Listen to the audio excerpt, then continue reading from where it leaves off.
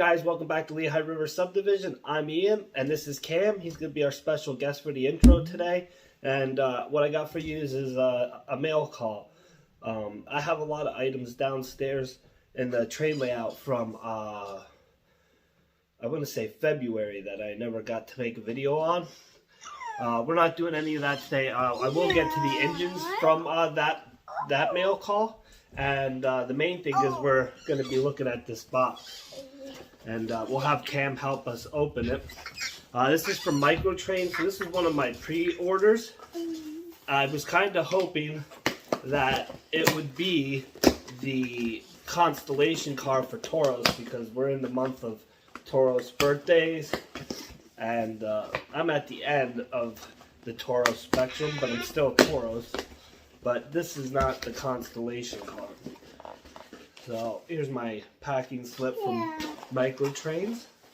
Wait, you looking at the peanuts, bud?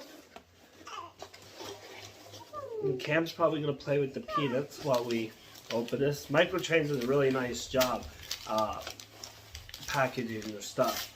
And the thing I really like about Microtrains is I pre-ordered, or finished paying for this pre-order on Wednesday, and it was here yesterday on Friday. So what we got here is the Norfolk Southern 40th anniversary Boxcar. So we're going to head down to the train layout, take a look at this, and 4 engines that I mentioned. So we will be back, as Cam is very, very excited about the peanuts. Okay guys, I didn't realize there was a really bad glare before on the jewel case. But this is probably my favorite anniversary boxcar MTL has done so far at N scale. I love how it has the NS scheme, the Norfolk Western, and the Southern. And it just kind of flows through the whole car there, as you can see. So we'll look at the case quick. Like Microtrains has been doing recently with the special cars. They get like a fancier leaflet inside the jewel case. So this is a 60-foot boxcar, excess height, single door, rivet side. And then on the back, it gives you the 40th anniversary information. Norfolk Southern is celebrating their 40th anniversary in 2022. And in recognition of this achievement, the 60-foot high-cube boxcar features a design based on heritage locomotive paint schemes. Founded in 1982 through the mergers of the Norfolk Western and Southern Railway, Norfolk Southern grew further in the late 1990s with the acquisition of just over half of the trackage and assets of Conrail Corporation. Today, NS is one of the largest Class 1 railroads with over 30,000 employees and operates nearly 22,000 miles of tracks in the eastern and midwestern United States. Made in America, Microtrains is. And there's what they were, or their MSRP for the car. I think that's what they charge when you do the prepay through them. So it was $28.95 plus the $4 shipping that they charge. But really nice box car. So that's it on this car. I'll get it out and we'll show it set up on the tracks then.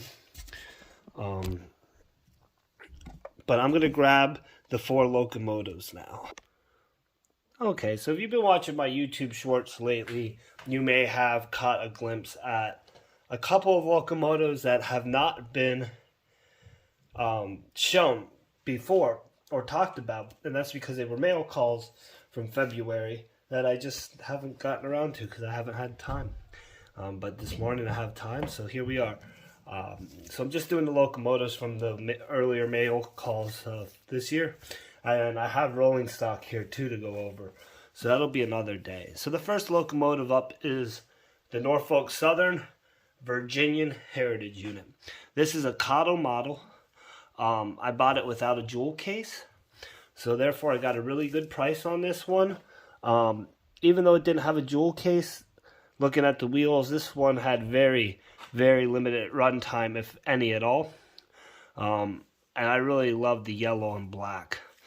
The Virginian was high on my list, not as high as like finding a nickel plate or Norfolk Western Heritage Unit. But for the price of $50, I was not passing up this Cotto Heritage Unit. So that one will be getting a decoder eventually. It's going to take some time to get some of these engines converted. So let's move on down. The next one, this is an engine that I have been trying to find since, I want to say, I started buying trains again in February of 2020, before I started the layout. And the Canadian Pacific SD90 Mac has been an engine I've wanted, and I couldn't find any. $150, $200, just ridiculous prices. Because when I had my first layout, I actually had all three of the SD90 Macs. They had made at that time for the Canadian Pacific, but I had sold my previous collection.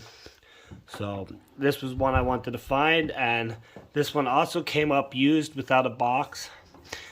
It was used pretty hard, but it still runs great because it's a Kato, and that was also $50. So let's move on down. I'm sure you saw the Southern Belle. It's made an appearance a few times. This is a Fox Valley Models unit. It was brand new in the box. I believe this one was $75. It was something that I impulse bought. Then I was going to plan to trade it for a Norfolk Western or a nickel plate heritage unit in Fox Valley. But I decided that I really like it too much to get rid of it. I always liked the red, black, and yellow scheme. And they've actually been making their rounds up here in the Northeast on NS and CSX trains. So it'll be good to have as a, lease or locomotive run through, foreign power, whatever you want to call it. So that is the Kansas City Southern, and that's a GE ES44. And then the last engine, I'm not going to take it out of the jewel case, but I'll take the jewel cover off, would be another Kato SD90 Mac, and this one is Union Pacific 8085.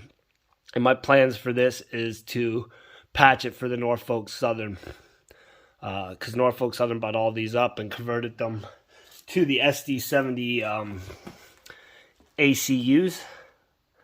And before that happened, they ran them patched just like this with an NS patch over where 8085 would be. So this is a project engine for down the road. This one's brand new in the box, and I got this one for $60. So overall, a good haul on the locomotives. Alright, well that's going to conclude it for today's mail call. I set up a display train here on the viaduct just to show. We got the Virginian unit, looks like it's leading, with the SD70 behind it and a -8. And then we got the 40th anniversary boxcar and just some regular rolling stock. And you can really see how that 40th anniversary boxcar stands out. So that's the third special boxcar I have. I have the BNSF one and the CP. I have the Montana Rail Link, which will be their last anniversary. I have their boxcar on pre-order as well. So that'll give me a total of 4 of these special boxcars. And I just really like them. They're nice pieces and make a nice little unit train of special boxcars. So with that being said, I want to thank you all for watching.